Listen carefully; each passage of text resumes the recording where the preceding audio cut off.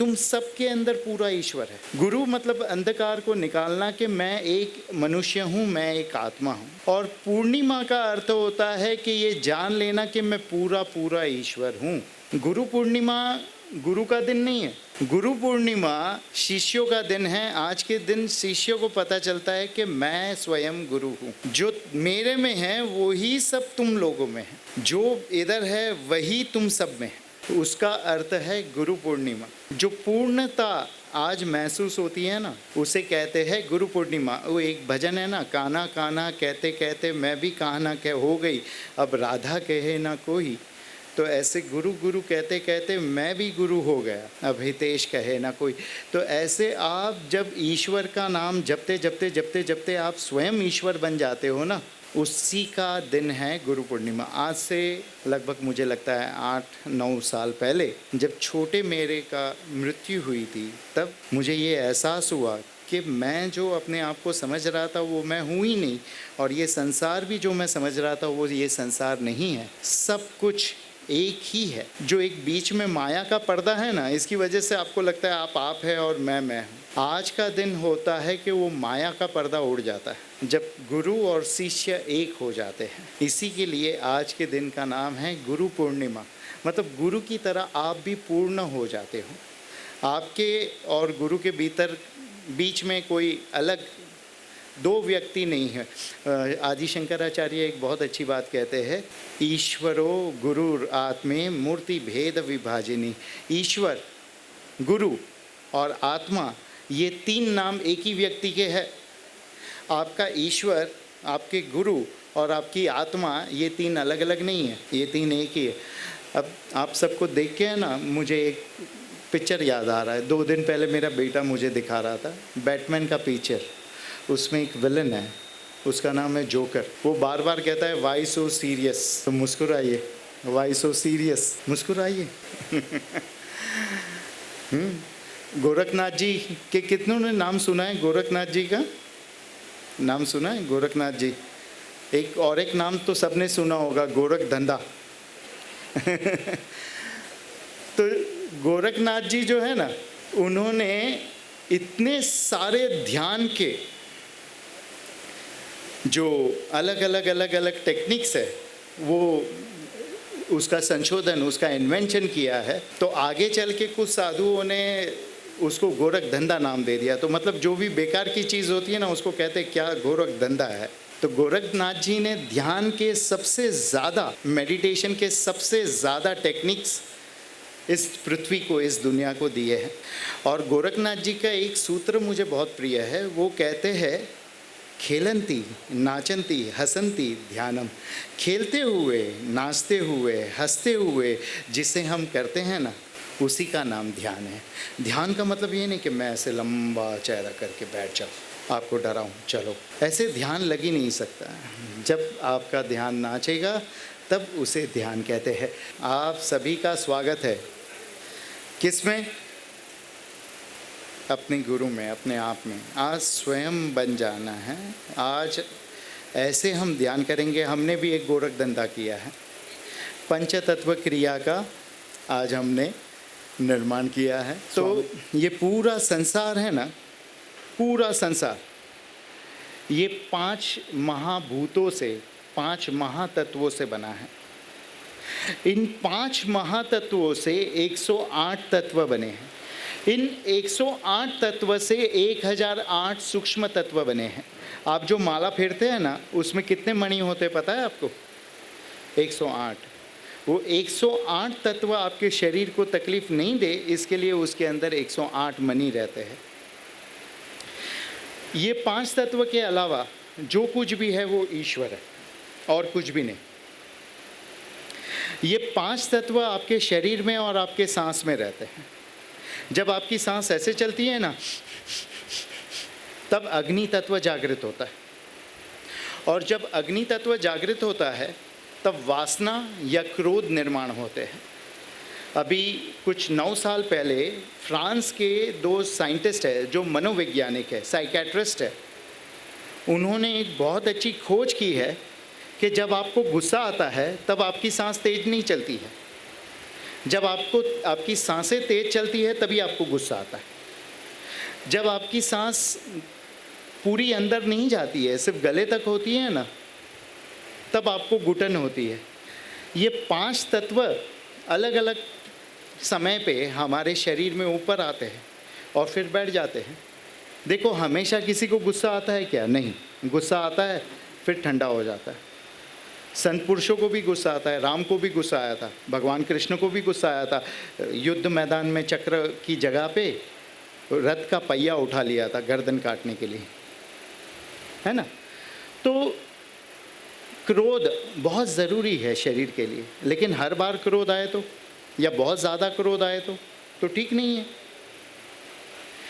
इस वजह से ये 5 तत्व में सबसे पहला है पृथ्वी तत्व, जो सबसे स्थूल है। ये मन को स्थिरता देता है। इसका पीला रंग है, मीठा स्वाद है, और ये आपको मन में स्थिरता देता है और बहुत सारे पैसे देता है और प्रॉपर्टी देता है। तो ये सबसे ज़्यादा होना चाहिए हमारे शरीर में, पृथ्वी तत्व। पृथ्वी तत्व के बाद आता है जल तत्व। ये थोड़ी चंचलता देता है, थोड़ी मस्ती देता है, खुशी देता है, आनंद देता है, हंसी देता है। इसे जल तत्व कहते हैं। ये सेकंड हाईएस्ट, ये दूसरे प्रमाण में होना चाहिए। देखिए, 5 गिनती अगर पृथ्वी तत्व की हमारे शरीर में हो तो 4 गिनती जल तत्व की हमारे शरीर में होनी चाहिए। फिर अग्नि तत्व भी ज़रूरी है। ये शरीर को तंदुरुस्ती देता है।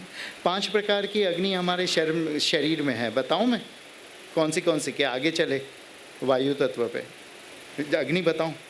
जठर अग्नि जो खाना हजम करती है, काम अग्नि जो हमारी प्रजा को आगे बढ़ाती है, भूत अग्नि जो शरीर का तापमान मेंटेन करती है, बुखार आता है ना, भूत अग्नि उसे कहते हैं।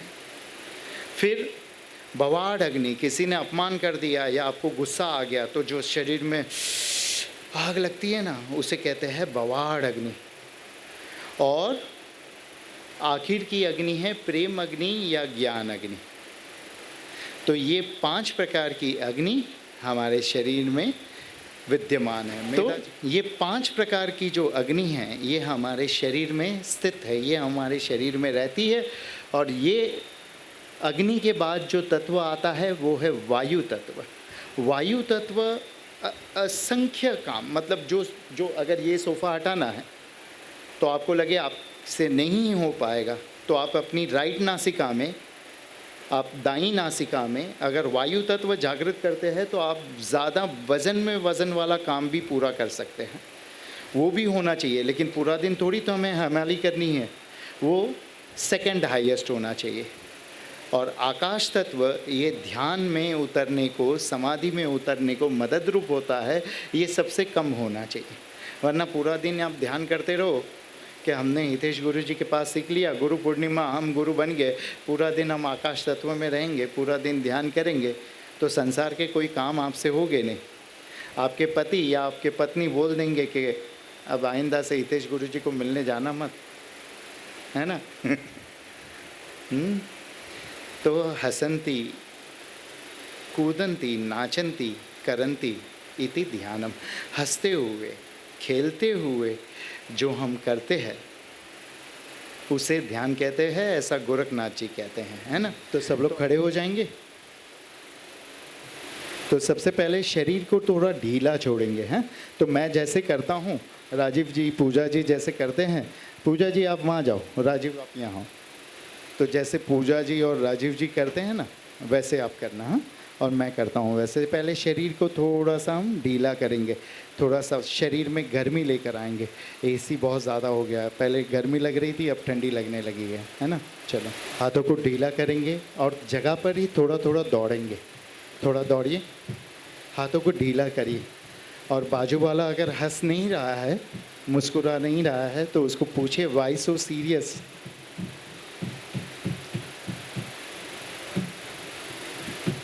शरीर में थोड़ी सी गर्मी बढ़ा है, हाँ, थोड़ा सा कूदे। ठीक है, बढ़िया। अब रुकते हैं। अब गर्दन को थोड़ा सा हम ढीला करेंगे।